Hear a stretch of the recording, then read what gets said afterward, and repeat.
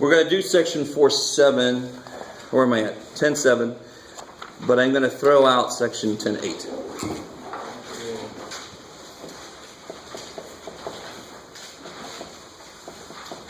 And actually, I'll make it, if you want to, you can do that for extra credit.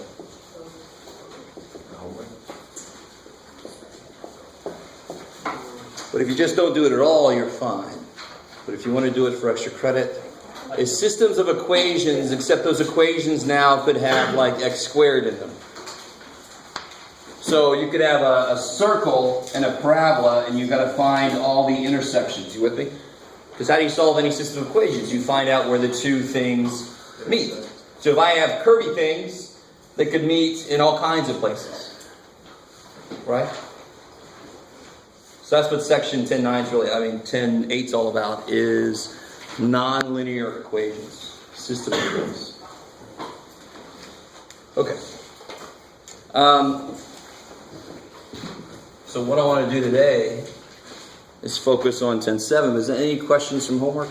Yeah. Do you do 10.536?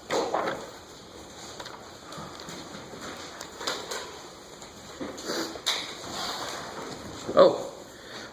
The nice thing is it says use a calculator, so this is a good chance to go through those steps again.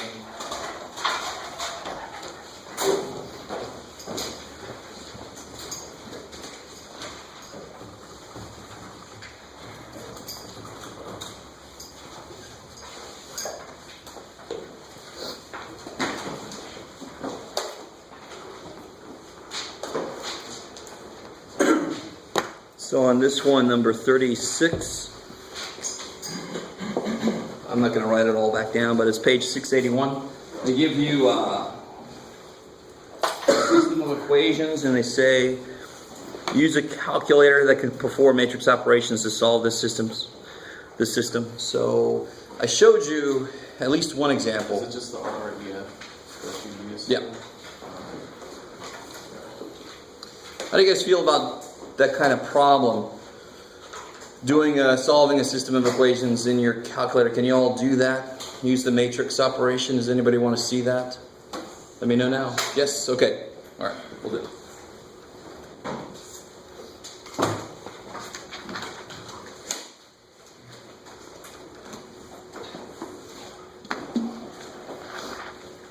Oh, there's an example. All right. So this thing... Oops.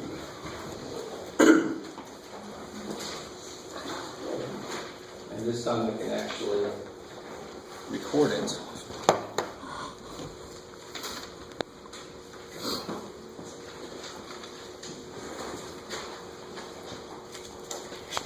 So they give me this rather disgusting system of equations. Where is it that I go to start this problem off? Yeah, go second, and then right here to get up into the matrix. Insert movie reference joke here. And, some of you guys, if you did it with me the last time, you should already have matrix A set up as a 3x4. And that's exactly how big we want this, right? Because we have 3 columns that represents each of the equations, and then 4 rows representing X, Y, Z answer, right? And who remembers the name when you put the answers on the end? You tack the answers themselves. In this case, it would be like 4, 7, -6. When you put that onto your matrix that represents the coefficients of the variables, what is that called? An augmented matrix? Augmented. I love it. Kick ass. So to me, the words are never as important as they're able to do it. Right? Which is probably why I would fail anatomy and physiology. Just nothing but memorization. But it's called augmented when you stick the answers on at the end. That's why it's got to be a 3x4. You need one extra column for those.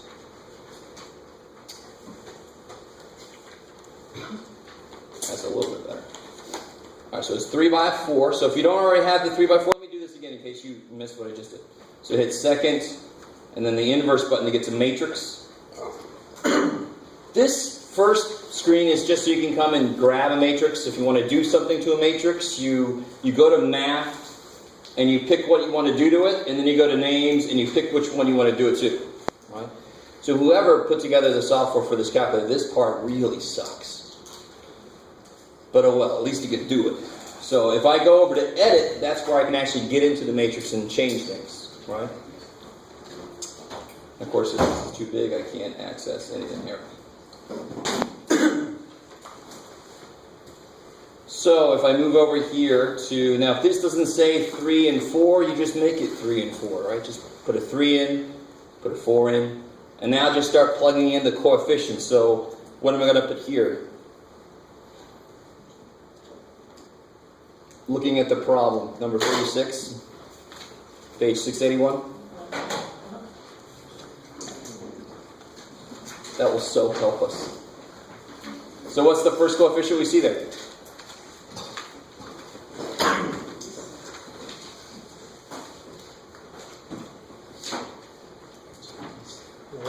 Those of you who are not bookless, oh, the plight of the bookless.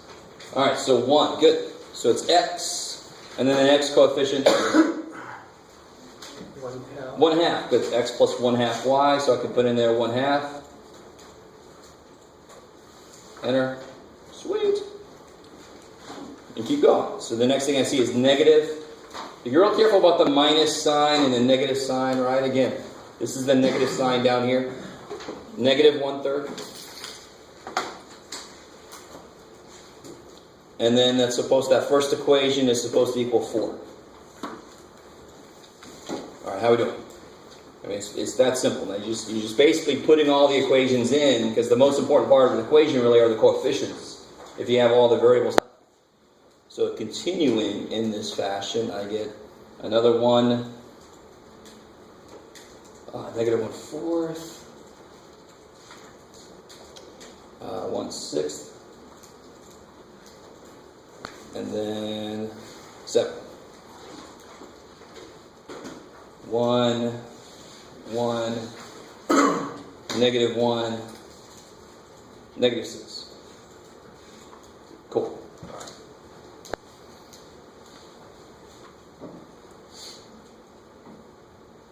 So just imagine this without these kind of calculators. Like when I first took pre-calc, back in my day. So now the weird part about doing the matrices is you got to get the hell out of here before you try to do something to it. You have to hit second quit, or you can just hit second matrix button. You got to get out of the matrix. Right. Or else it's going to try to put an entire matrix inside the matrix, and that's, the Matrix movie they never made. But what do I want to do to that matrix we just created? Yeah, I want to row reduce row reduced echelon form. So it's actually this guy right here. If you do the one that only has one R, it's going to take it down to what's known as triangular form. Oh yeah. We have number, and you have number. And this is one where when the first time we did this, somebody suggested that when we got to this point here, they said, well, now we know what Z is. Z is that number. Can't I just plug it back in? Sure, that's one way to do this. And you can see why they actually call this lower triangular form. Why do they call it that? Because my zeros make a triangle, right? If you look at it the right way. How important is all that? Not really. I want it to go all the way down to RREF, so I can just look at the last column and be done with it, right? The calculator's doing the damn work for me. Why would I want to stop here? I say, keep going, calculator. Take another 0.1 seconds. So I want to do ref. Now again, you got to go back in and say which matrix you want to do it to. Of course, I want to do the one we set up. So row reduce A. So if you're playing along with me at home, did you get this answer? I didn't know what to expect. But there it is. Cool. So what does that mean? X equals 6. Yeah, X is 6, Y is 12, Z is 24, which is really nice because each of those numbers kills all of those denominators, right? If you think about it, that's why they come out to nice whole numbers. Okay, maybe. All right. Let me show you something. Let me see if I can't try something really quickly. Hold on a second. You don't have to do what I'm doing. I'm going to change one thing, and hopefully it's not going to screw it too far up. Don't forget your second enter button. Especially here, that's awesome. It's just going to reduce what A is now. Now, see what I got? Yes, we do, Jeff. We're looking right at it. Here's a really cool, I don't know if you guys even know the existence of this button, because I can't remember if I said so, but if you hit the math button, I would think that somebody would be curious about that very first one, right? You with me? And of course, what should that very first one do? Turn stuff into fractions. So if I do that, if I actually just hit that button, it's going to take the answer, take the whole matrix, and turn it into fractions. Well, that's neato. And there you go. That's crazy. Because sometimes it's going to give you some ugly-ass decimal, which would actually be probably not an ugly-ass fraction. It actually might be a decent-ass fraction. Right? So if I turn it into fractions, it's just easier to look at. And of course, if it just spits back at you the decimals again, it's like it's too big of a fraction for the calculator to handle. So it said, screw it, here's your decimal back. I'm not going to try it.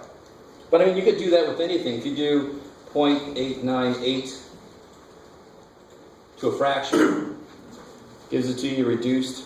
That's silly. So if you didn't know about that, there you go. Just don't tell my Math 88 students about that. I haven't told them about that yet. They use TI-84, Math 88? Some of them do, believe it or not.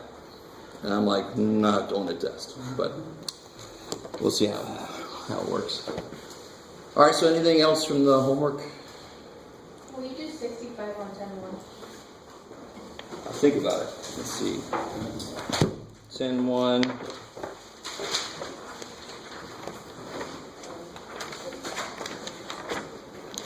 Oh, that's the... Oh, yeah. Okay. I'll at least get it to the point where it's set up. Because once it's set up, you should be able to tackle it from there.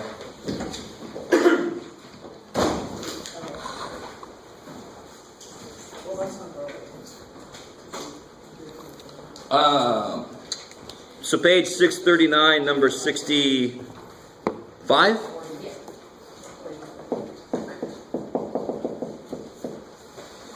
So, test a hypothesis that involves niacin and retinol.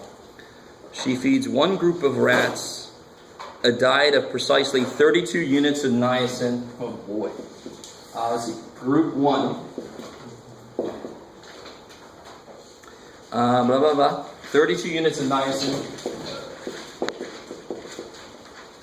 and 22,000 units retinol. Two types of commercial pellet foods. Food A contains 0.12 units of niacin. All right. 0.12 units niacin.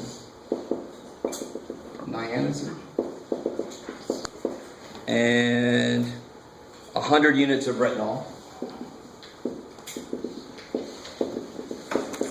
And food B.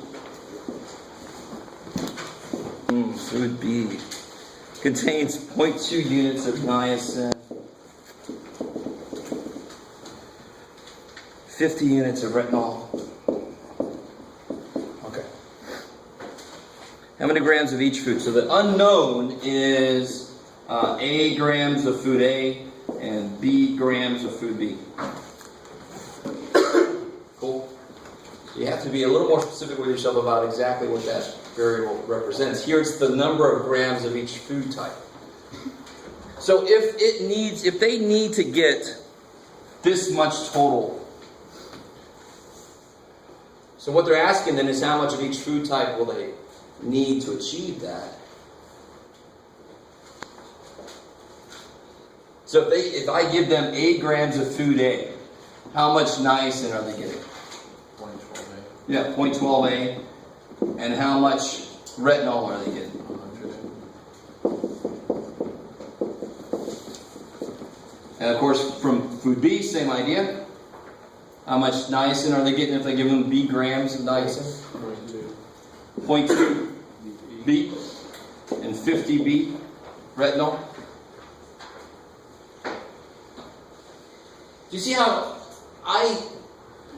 know where this is going. But if you don't know where this is trying to lead you, you just write exactly what they told you, where that takes you. You know the variables, how much of each of these. So then what can you immediately do? If I know how many grams of this, well then I know how many units of niacin. 0.12 times however many grams. Now how in the world do I get all this stuff to come together? So 0.12A plus 0.2B. Yeah, this has got to equal the total niacin they need. And then, of course, this has got to equal 7.32. the total retinol they need. Is it 0.32? Yeah. when you Nope, said it's that. 32. Oh, be careful. I'm not adding 0.12 and 0.2 because they're not like terms. But I know that whatever the hell this is and whatever the hell this is, they have to make 32 units of niacin, or else my rats will die of painful niacin lacking death. I'm not sure what that means. So I've written my equations in a very strange way. But that's because I didn't really know where to go with stuff. I was just writing stuff out as I figured out where it led. And the minute, if you're able to write some of this stuff out, you should see how it connects to this first bit of information they gave you. So now I've got my two equations, 0.12a plus 0.2b plus 32, that's one equation. 100a plus 50b equals 22,000, that's my second equation. So now I can use substitution, elimination, right? I would certainly reduce and do something there to make it easier to look at. You're completely allowed to divide this thing by 50. 50 is definitely going to go into everything, right? It'll make that equation a lot easier to look at. You're completely allowed to divide this thing by 2 and maybe multiply by 100 to move the decimals over. Make that thing easier to look at. You with me? Sometimes people don't think that they're allowed to do that. Of course you are. You can multiply any equation you want to, by anything you want to, on both sides, except 0.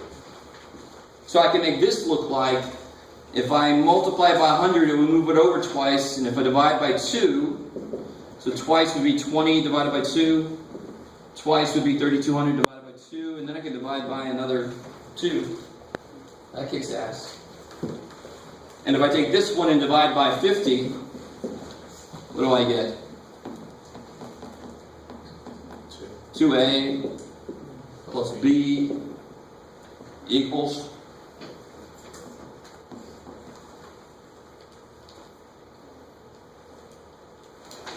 44.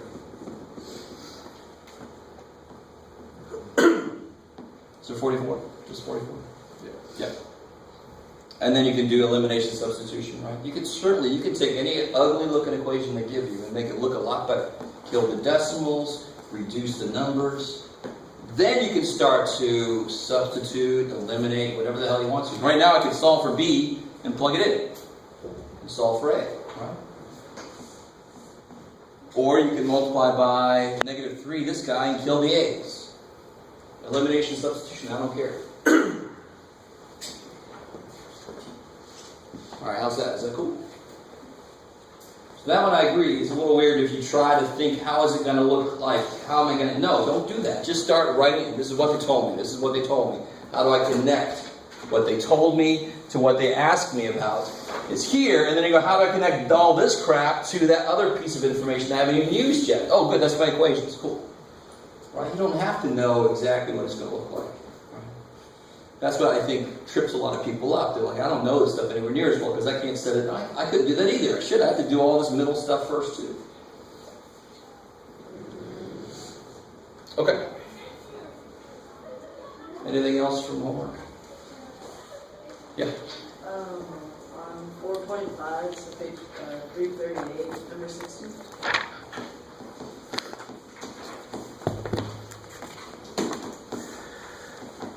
Oh, okay. So this one says, if you hopefully you didn't miss that first part, right? That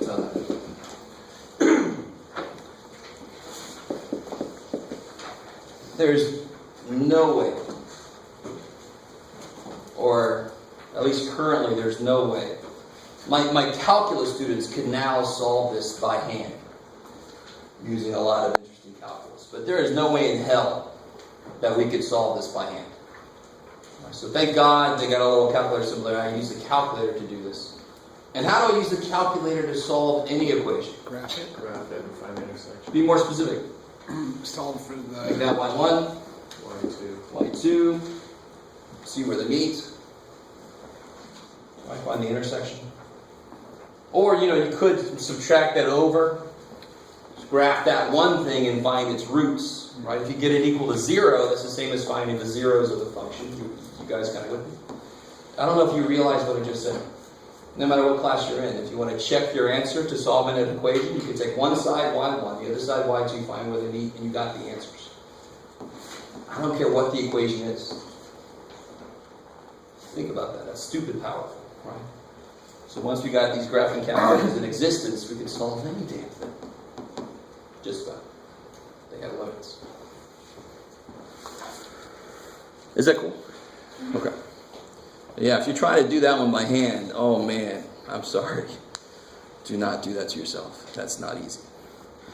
Well, basically, it's impossible right now. Anything else from homework? Yeah. 10, 24, 52.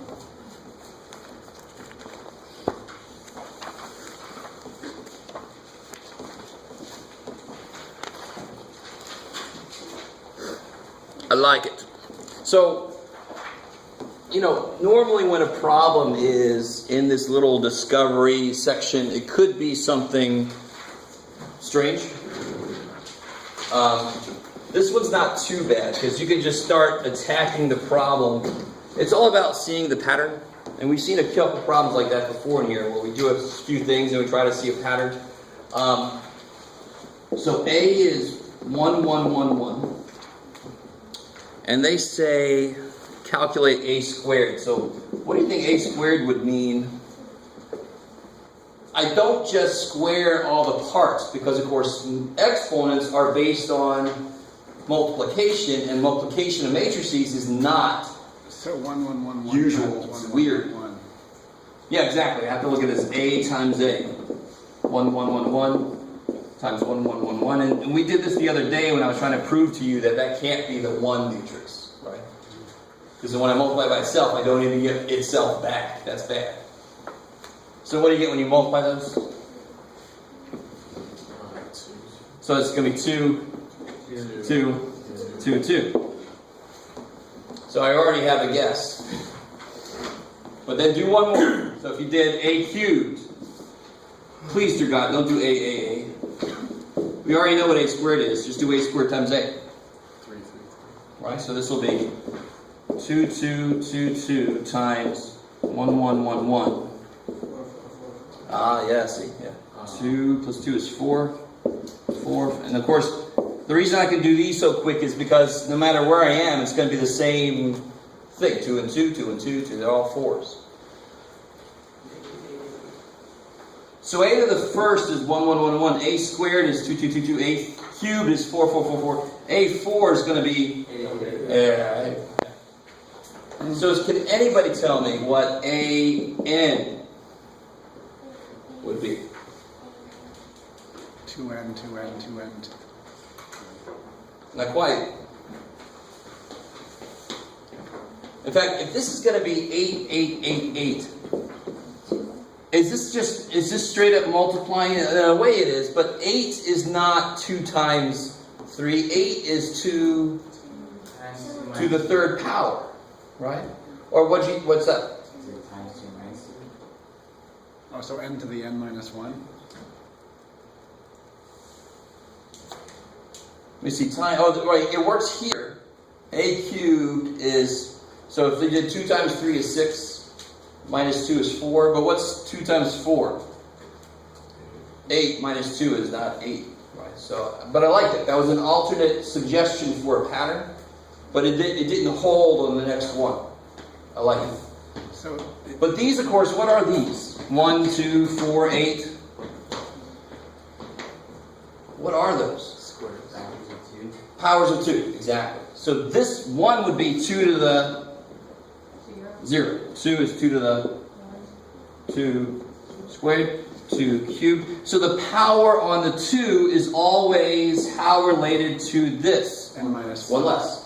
So a to the n It must be 2 to the n minus 1. 11. So it'd be a to the n minus 1. Well, you could do a to the n plus 1, and that would be 2 to the n, 2 to the n, 2 to the n, 2 to the n. Right, as long as that is one less than this, because that's the pattern that we see. Okay, is that cool? If you guys are headed to any day, go take Calculus 2. You'd be doing a lot of stuff related to that in the middle of the semester. Finding patterns as you go through. It wouldn't be on matrices though. Okay. Anything else real quick? I want to get to some new stuff. Alright, so as a little motivation for what we're doing today, I want you guys to do these two problems.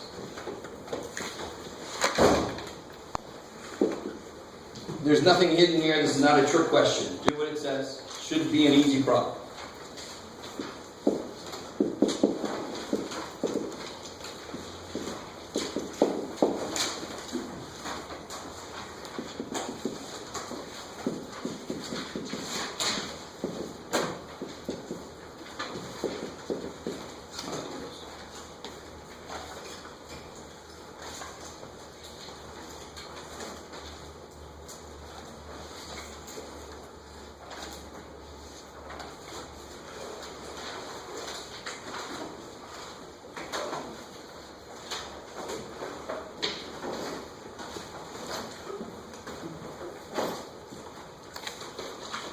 I'm not tricking you when I say it's not a trick. It's absolutely a trick. Just do those problems. They relate to what we talked about today.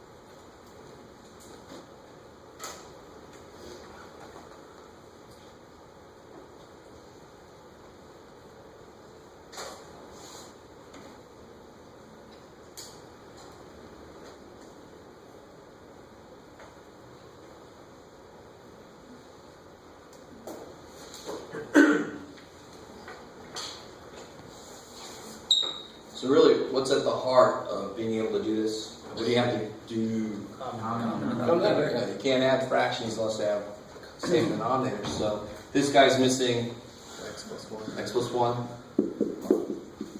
This guy's missing X minus 4. x minus 4. So you get 2x plus 2 plus 5x minus 20 all over that. So you get 7x minus 18, I like it, all over that business. Alright, well, that's amazing. So what happens here? Same kind of idea. So 2's missing what? 4 is missing. Yeah, he's just missing another x minus 1.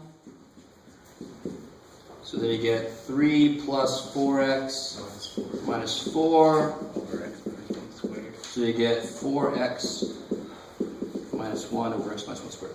So that's old news. Should not have been any trouble. Right? We are past the point where you're going to tell me this was 2x minus 3 on the bottom. Just add the denominators. That's neat.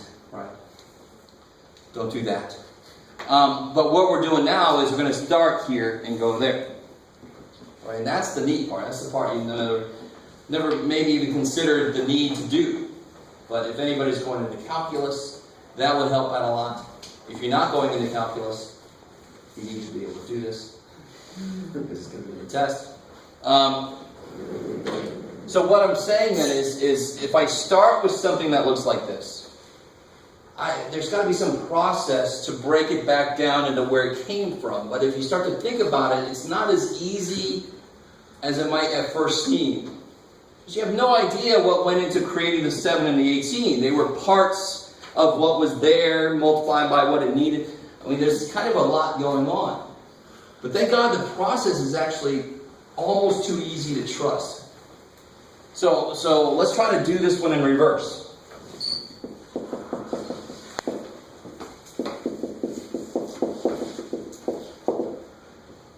If I want to break this up, I know it must have come from something that looked like something over x plus 1 plus something over x minus 4.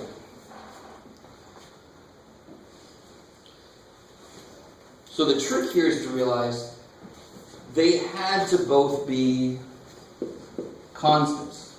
So I can just call them A and B.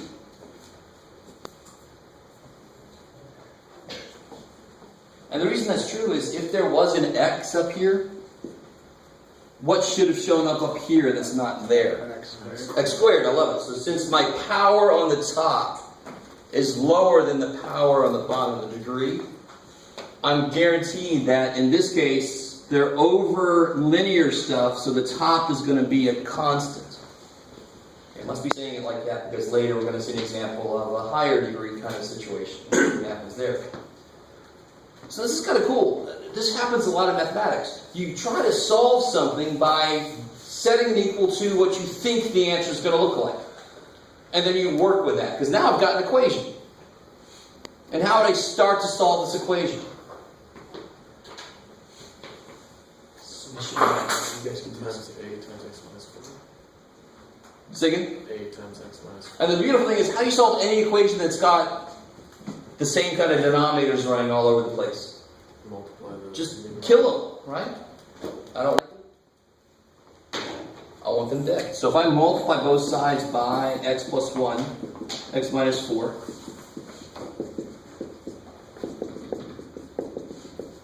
what happens? Kill off the denominators. So I get 7x minus 18. What happens here? X minus 4. The x plus 1 goes away, right? So the a picks up the x minus 4, and the b picks up the x plus 1. I like it. I'm going to show you two different ways to do this. And I'm going to show you the book method first. I always try to do that, because then you have the book to back it up. And I'm going to show you the way I was taught that I haven't seen in a lot of books, but it's completely valid and it kicks a lot of ass. Right? You can't always use it, and you'll see why here in a minute. So I'm going to first show you the book method. The book uses, and there's nothing wrong with it, it's beautiful. It's equating coefficients. And this in itself almost seems too easy to be true. So if 7x minus 18, what can I do on this side? What's the only real thing I can do? Distribute. Yeah, so I get ax plus bx. And then I'll get Negative 4a minus 4a plus b. plus b. Now the idea of equating coefficients says, I know this should become 7x minus 18. So everything in front of the x better make 7. So what's in front of the x here? A and b. So what must a plus b be? 7. That's why it's called equating coefficients. What's the coefficient of x? 7. What's the coefficient of x over here? A and b. So they must equal 7. So now you see why they put this section in this chapter, because I'm going to have a system of equations. That's crazy. So then what's the next thing I can set up here? Yeah, the constants on this side have to make the constants on that side. Negative 4a plus b must be negative 18. Now, how would you go about solving that? Substitution. You could do substitution. I love it. You can do elimination. It's awesome. Any freaking way you want to. Maybe don't make your own little graph and try to see. Right? Yeah. What'd you -4 plus -4a plus b? I missed that. Right there. And I got that from a times -4 and b times 1. Oh, okay. Yeah. So distribute and then collect your like terms together, because then you can equate them to what's over there. Okay. Cool. So we get that idea. The idea is almost too easy to believe, really. But it has to work. If this side equals that side, then of course the parts in front of the x have to equal the part in front of the x there. They've got to be. It's a beautiful idea. So I personally would just very quickly do this. Right, multiply by 4. You could also change the signs here and kill the b, but I'm too lazy to do that, so those go away. I get 5b equals 10. Is everybody cool with what I just did? Right, using an elimination. I got a -4a there, so I'm going to multiply this by 4, so I get a 4a there. They're going to die. Right? So now I know that b is 2, and what must a be? 5. And looking back, a was on top of x plus 1, and I just said a has got to be 5. That's where we started. And b is 2, bam, b is 2. Kick ass. How we doing so far? Again, you know it's going to get a little bit harder. But this is not that bad. The second way to do this problem, let me see, I don't want to lose this dude. Well, you guys have that written down, right? Yeah, I can trust you guys. I like that laugh, that's fine. The second way to do this is right here. This is way number 2.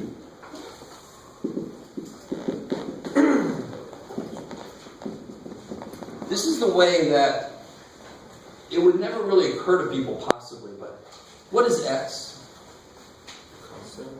See how in this problem I'm solving this, but I'm never solving for x. I'm actually just solving for a and b in this case, right? X is whatever the hell it wants to be, whatever I want it to be. So I'm going to make x 4 everywhere, because then what happens here? Makes it 0. Makes it 0, so the a goes away. I can solve for b. That's a very direct way to do this. It's not even elimination. It's not even letting it become a system of equations. It's just saying, make x something so a dies.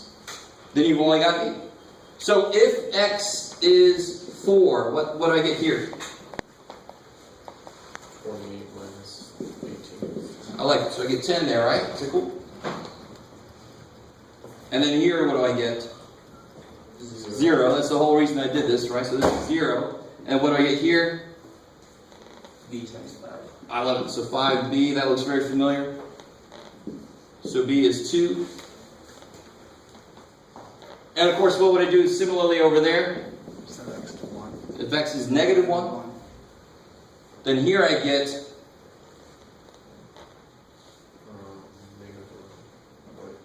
careful. -7 minus 18. -25 equals, that piece is going to be 0, but here I'm going to get -1 minus 4 is -5a. A is 5. Same stuff we got over there. Quicker, right? So you can imagine how nice this way is if I added one more thing on the bottom here, or 2 more, or 3 more. All of a sudden I'm going to have plus c over, plus d over, plus e over, and then I'm going to have like a, b, c, d, e system of equations. Right, screw that. I'd much rather have a way that lets me keep away from having this huge thing to worry about, right? This huge matrix, huge system of equations to worry about. Okay. Yeah. So you're just trying to get rid of one of the coefficients, that's it, so to make it 0? Exactly. I'm trying to... It's very weird. Trying to think about how this relates to something else. It's sort of like elimination, but it's more subversive. I'm not just directly eliminating a, I'm indirectly. I'm saying make this 0, and then whatever a is, it doesn't matter. It's gone. So it's almost... It's new. We've never really done anything quite like that. Because we've never actually been in a situation where we had an equation like this. We don't care about x. We don't. We just care about a and b. That's why I'm allowed to let x be whatever the hell I want it to be, because we really don't care about x. We're trying to solve for x. Okay. So,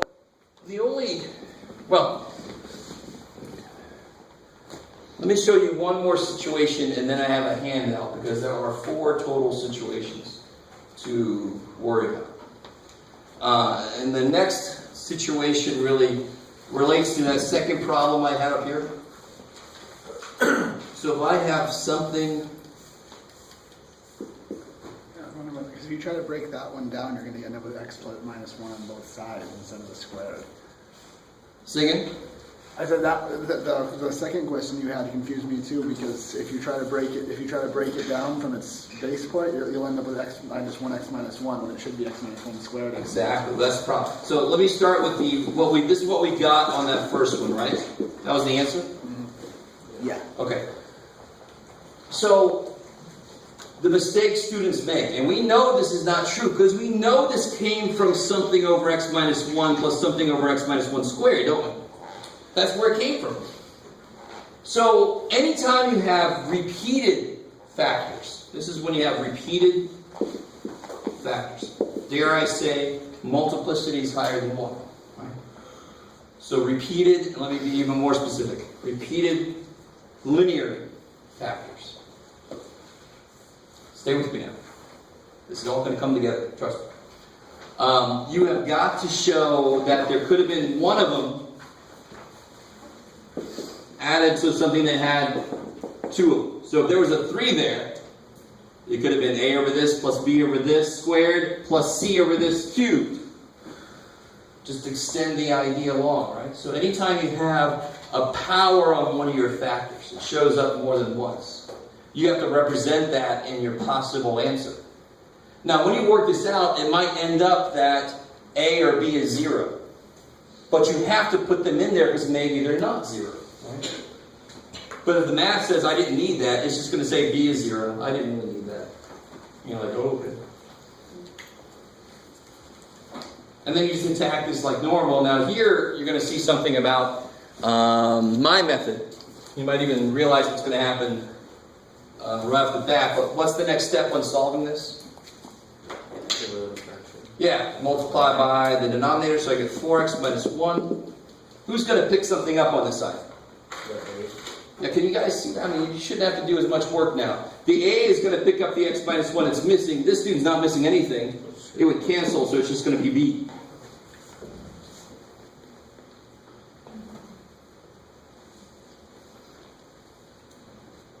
Now, this specific kind of problem, my method is actually a little less short. I mean, if you just equate coefficients here, you're pretty quick.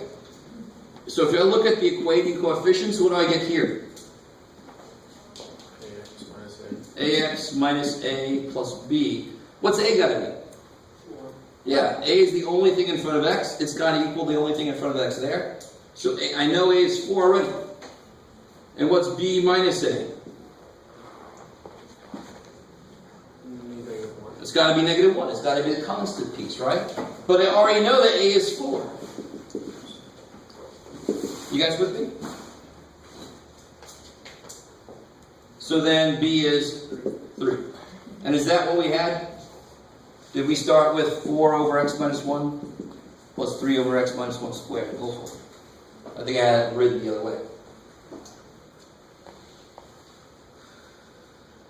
Nobody wants to tell me. That's all right.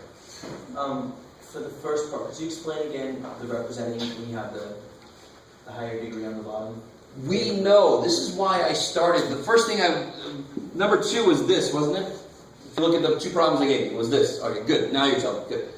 And when you added those together, you got this.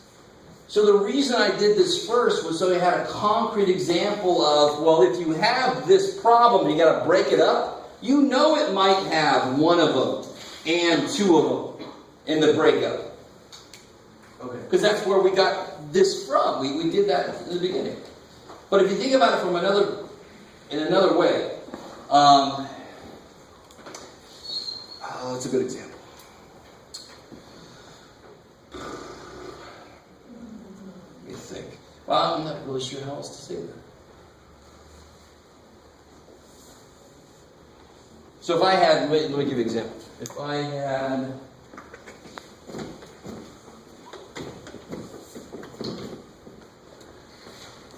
example 2 here. Let's see.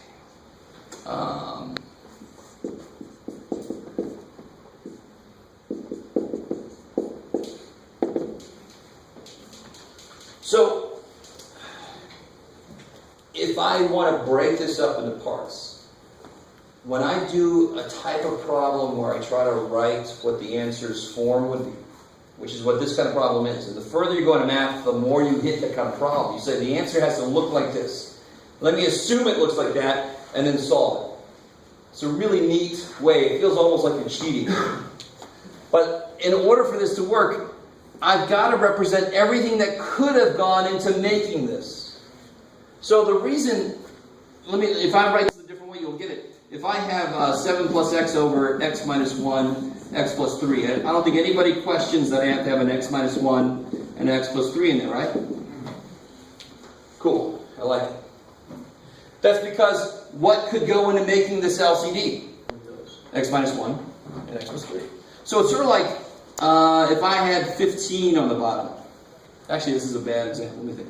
Numbers is kind of difficult to really get at this.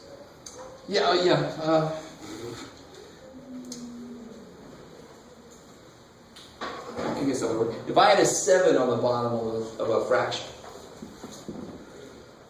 Well, let me keep this as some unknown. Where could that have come from? It had to have come from something over 7. And maybe it came from something over 1. But why can't I say it came from something over 2? Because it would have been 14 there, really. Or, just to be as general as it can be. But if I had x over 9, where could that have come from? 3 and 3. It could have been something over 3. Or 9. Or something over 9, or some combination thereof, right? So, for example, what's 1/3 plus 1/9? 4 ninths, 12 ninths. Yeah, it'd be 3 4 plus 1, so 4 ninths. With me? Multiply by 3, you get the LCD. So where did 4 ninths come from? It came from, and this is of course 3 squared, it came from 3 to the first on the bottom plus 3 squared on the bottom, right? So that's exactly what I have here. Where would this have come from? It could have come from somebody with 2 of them on the bottom, sure. But then it could have also had somebody with 1 of them on the bottom, because he could become that denominator, right? So I need to represent everything here that could become this denominator. So that's why I've got to represent, it could have been 2 or it could have been 1. And on the top I just put my A and my B. Cool. Does it matter where the square is for the placement on the bottom? No. Yeah, it doesn't really matter, because if you switch them, your B would be my A, right? So I don't care what A and B represent. We would both end up with the same number over the square. If you put your square there, your number B would be my number A. But who cares? Right? They end up over the square thing. You guys kind of with me? So it doesn't matter which order I put it in, as long as they represent all the parts. Okay, go ahead and try to do that problem. And then we'll do some harder ones.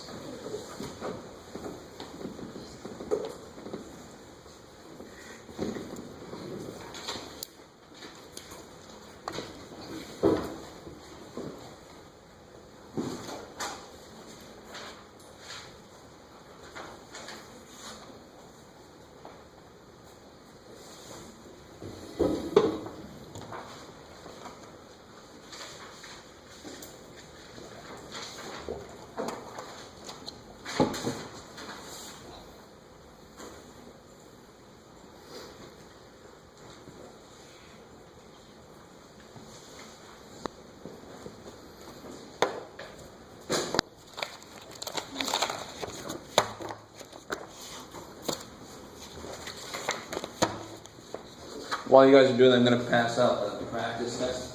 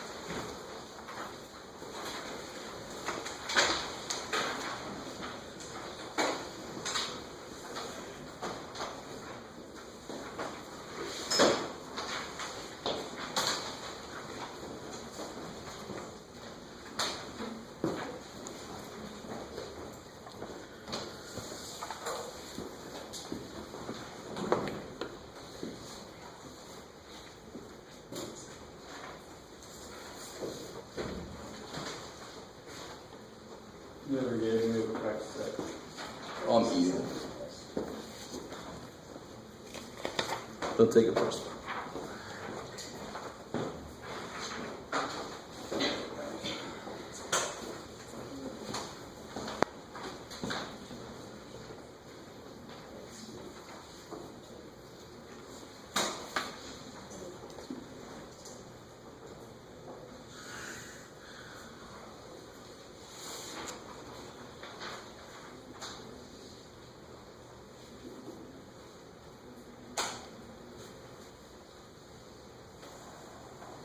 I think one of them is fraction. Maybe. We'll see. If I just make one up out of nowhere, your A and B could be fractions. It's completely possible. It might not be a whole number that can make that work. But let me catch up to you guys. The first step, what happens here? Just A, good. And the B is the one that picks up. This is a good example of where you already know what B is. Isn't it 5B? Yeah, isn't it? 5B, yeah. Thank you. What's B going to be? -4. B must be -4. And then A plus 5B has got to be A plus 20. So 2, right? But I already know that B is, -4. so you get A minus, 20. cool, so they don't come up. Okay. So then what's this become then? 22 over x plus 5 squared. Yeah, so my A, 22 over x plus 5 squared, plus, that's actually going to be minus 4 over x plus 5. So if you did that, you should end up with that. How'd you get B equals -4? Oh, the only thing with x in it is here. And the only thing with it on the other side is there. So B has to be -4. That's the only way that this could ever equal that. Does that make sense? Yeah. This is like that, so. It's almost too basic to really understand, like, well, you know, it's the only thing with an x has got to equal the only thing with an x over there. They have to be equal. That's why they call that equating coefficients. So then the number I've got here has got to equal the number that I got there. Because A and B are just numbers, so A plus 5B has to be 2. Cool. All right. So the other level of this, let me see what you guys think about this. If I put two things like this together, just go with me for a second. What would you end up with here? I mean, if I look really quickly, this would be x plus 2 plus 2x plus 2. I should get 3x plus 4 over this. Okay, so I had x plus 2 plus 2x plus 3. There's a really good example of using cross multiplication in a creative way. Since the LCD would be each of these, I can just kind of multiply that there, and then put both of them on the bottom, and bam. That's a really creative use of the idea of cross multiplication. Or just do it the normal way, it's all good. All right. Blah, blah, blah. So it looks like I added correctly. So would this be 3x plus 4 over x squared plus 3x plus 2, right? You with me? And the only reason we can break that down is because the bottom is factor. I like it. All right, good. That was the correct word starting with it. That's word when I started that off. So if I get something, it's completely possible to have something like this. Could I ever break that down? imaginary numbers. I could if I brought imaginary numbers in, but we want to stick with real numbers. Because most of the time what I'm using this for is something in the real domain, to be honest. So I don't want to try to break this down with imaginary numbers. Or even this could just be irrational numbers.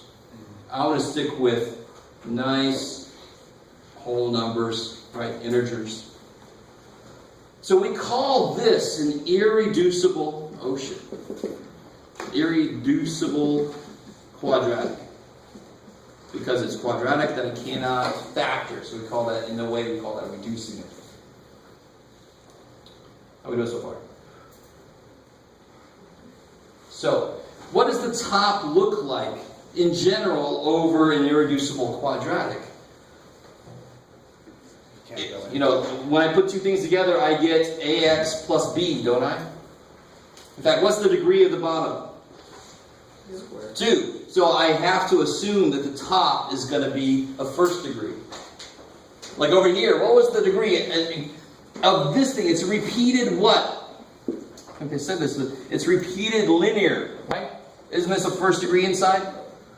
So if you ignore the multiplicity and just look at what it really is, the top has to be 1 degree less. It's a really cool way to memorize this.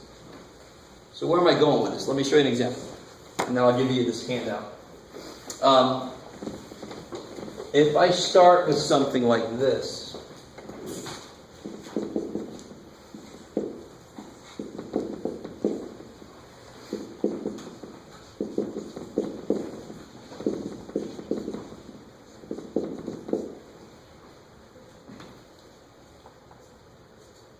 I can't break the bottom down anymore, right? At least not without going to funky-ass numbers, either irrational or complex. Right? We want to keep these nice. We want to keep these nice integers. So I still try to set it up. So what's the first thing going to look like based on this? Yeah, a over x plus 2. What's got to be on top of this dude, though? Yeah, the top has got to be a power of 1. And in fact, it's got to be the most general power of 1. So if you just say this, you're saying you're giving me something that has a y-intercept of 0. That's too specific. I don't know why I went to C. I skipped B. Right? I'm tired of B. You guys semi with me? How that works? So if I had something on the bottom, if I just put a cube there, it's irreducible cubic. Now, what would have to be on the top? Cx squared plus dx plus e. Oh yeah. Right.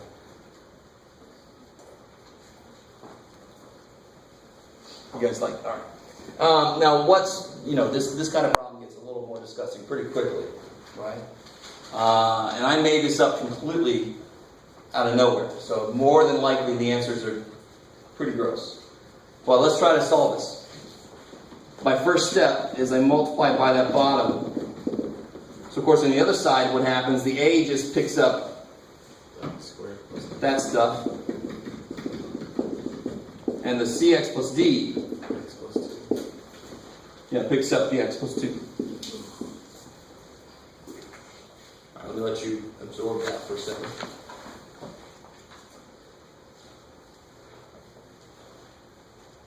This is where a really good idea is to use a combination of my way and the book way.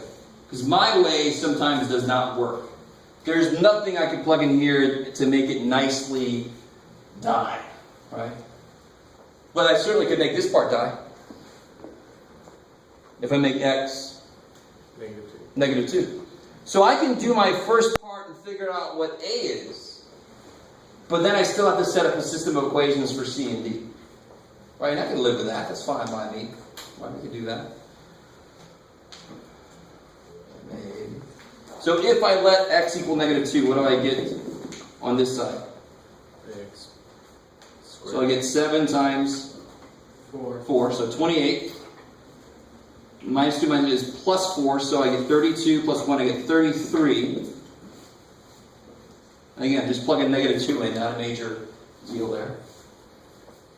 That part's going to be 0. This part, I'm going to get 4 minus 2 is 2 plus 1 is 3. Well, that kicks ass. It's neat. Kind of surprising, but it works out. So what do I get for A? 11. Yes? The negative 2 is just to make it 0. Exactly. I like it.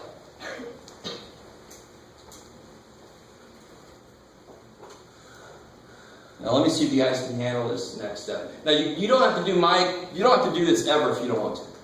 I don't think the book has this in there. You don't ever have to do this. You could just immediately distribute, FOIL, and then equate coefficients and make a system of equations. You with me? You can do that every time. That's cool. But I just want to show you how this kind of works with that. Now, is there anything I make x to make this die? I pretty much just said, No. not really. I can make it whatever makes it 0, but that's disgusting. I don't want to deal with it. So what I do instead is this. Let me see if you guys can handle this. A is 11. So if I use that information,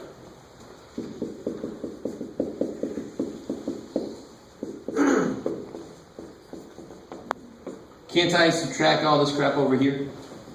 Right? That's all definite stuff now. You with me? There's no unknown piece to that. X, of course, we don't care. That's the variable. It's not really the unknown piece. It's just a piece that could be whatever the hell it wants to be. So I can subtract all this stuff over.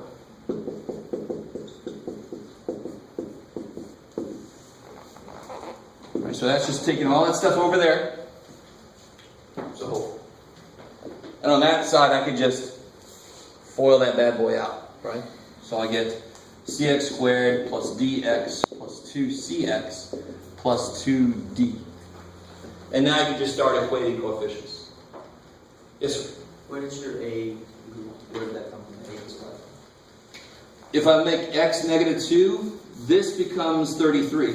Oh, I just missed that. Okay. And this, of course, goes away. This would become 4 minus 2 plus 1 is 3. Okay. And then just divide by 3.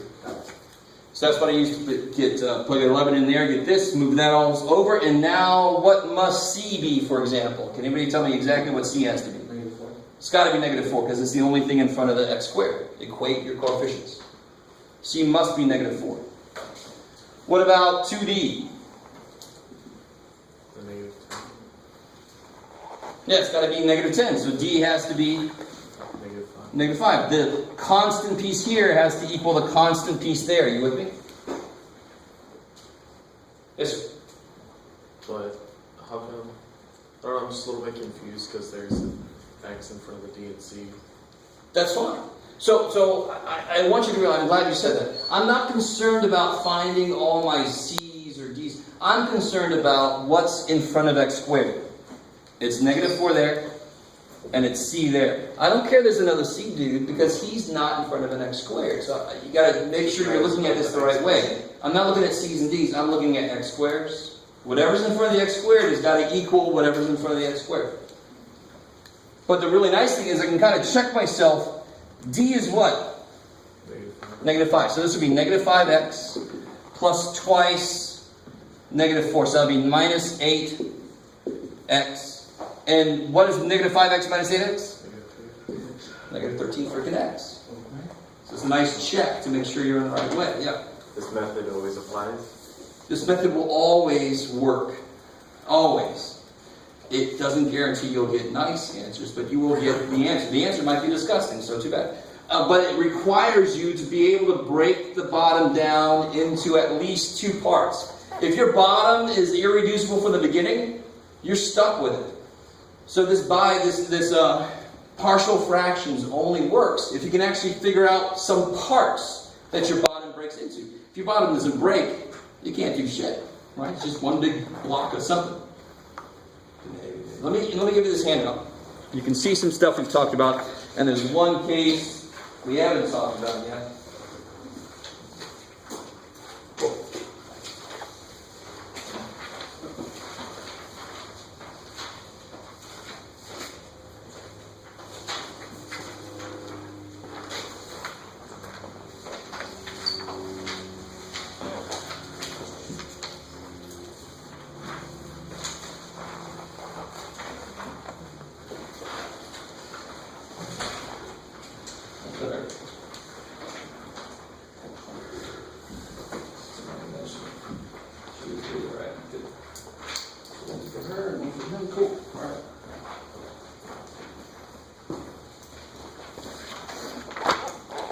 So I try.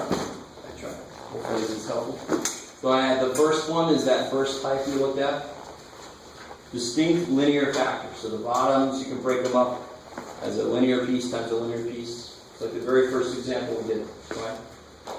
So I gave you a whole little example there, and I did it the book method. But you could also do it where you let x equal 4 and x equal -2. Do you guys see that? For the first example? You can do it either way you want to, I don't care. Or a mixture of the two, like we just did there. 2 is that repeated factors one. That's the second type we looked at, right? That's the second example I put up there. 3 is this type. 3 is exactly this type. You with me? So I keep saying on the top is p of x, a polynomial, and on the bottom is the factor piece. You with me? But notice at the very top, what does it say? For each case below, p of x must have a lower degree than the denominator. If these were the same degree or that was higher, you could just use long division to break it up. You with me? When is this going to go into this? When this degree is the same or higher. So that's why in order for partial fractions to kick in, there must be nothing else I can do with this. This degree's got to be lower than this degree. Okay, maybe. So the only one we didn't talk about was repeated, irreducible, quadratic factors. Nobody realized that phrase was going to be a part of your day. So if I have repeated, okay, let's break this down. If one of my factors is that, what am I going to have on the top of it? An X. At least. So this is like my rational thing. My thing is over here, blah blah. And now I'm doing my A over B over C over. What's got to be up here? CX plus D. Or AX plus B. You with me? It's got to be something X plus something. It's got to be a linear, because what's the bottom? Square is the second degree, right? So if what I actually have is x squared plus 7x plus 1 squared, blah, blah, blah, blah, blah, I'd have to have ax plus b over one of them plus, I like it, cx plus d over two of them. Just like I had to do it with x minus 1 and x minus 1 squared earlier. I'd have a over x minus 1 plus b over x minus 1 squared. I'd represent the single dude and then the repeated dude. Same thing with irreducible quadratic. The top is always 1 degree smaller than the bottom, ignoring the multiplicity, ignoring the repeats. You with me? So this is a square inside. The top has got to be the most general first degree, which is a mx plus b, a line. So we just call it cx plus d. Maybe. Some of you guys look so excited. I'm hoping you realize the math involved here is actually not extensive. But it's something that you might never even thought to even possibly be able to do, which is to tear apart something. It's so easy to put 3 over x plus 1 plus 2 over x minus 2. It's easy to get those added. But before today, if I would have asked you to break it back apart, take the answer and work backwards, there ain't no way in hell. How the hell? Do I just guess until I get it? No, thank God. That could take years. Right? Okay. Alright? So even if this is not exciting, you still have to know how to do it. And you'll see on the practice test, there's 2 problems there, number 4. And you'll also see I got lazy and just put a couple of problems. Well, actually, yeah, just the very last problem refers to your book. Right? I just didn't feel like copying down word problem kind of stuff. So I just said, go look in the book. There it is. Cool. So that's all I got for today. Next time we're going to have the answer key for this, and we'll review for the test that's happening a week from today. Have a good Halloween. Whatever you're going to do.